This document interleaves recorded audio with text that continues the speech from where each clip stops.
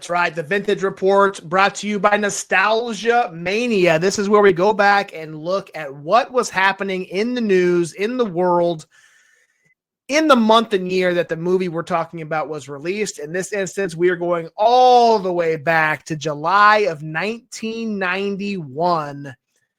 And the main story that was happening in July of 91 was none other than the arrest of Jeffrey Dahmer in Milwaukee, where they found 11 bodies in his apartment in Milwaukee. So Jeffrey Dahmer was arrested, the serial killer, in July of 91. Crazy it's been that long ago that this happened. But yeah, I was very young when the arrest happened. So obviously I didn't hear about it as a 3-4-year-old kid. And if I did, I obviously don't remember, but crazy. 91.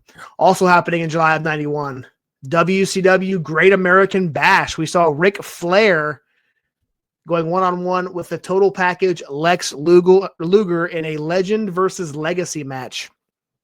So Great American Bash, one of the staple WCW pay-per-views, happening here in July, which is also interesting as well, because at some point in time, July ends up being Bash at the Beach pay-per-view here when they start doing live episodes of Nitro.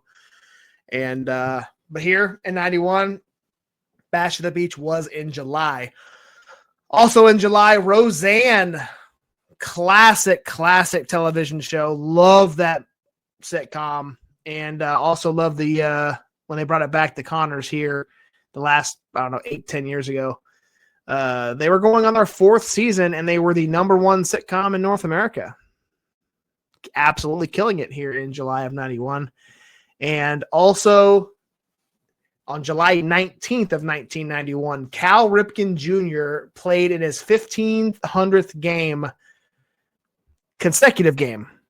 And he was continuing his streak. And interestingly enough, I have a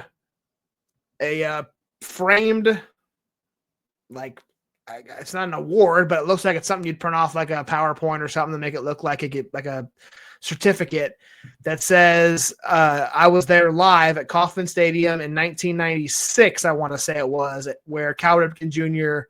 continued breaking the record. And he played in it was over 2,000 games at that point. So 2,600 maybe, something along those lines. So I've got that hanging up in the other room. But yeah, here we are. That is the Vintage Report.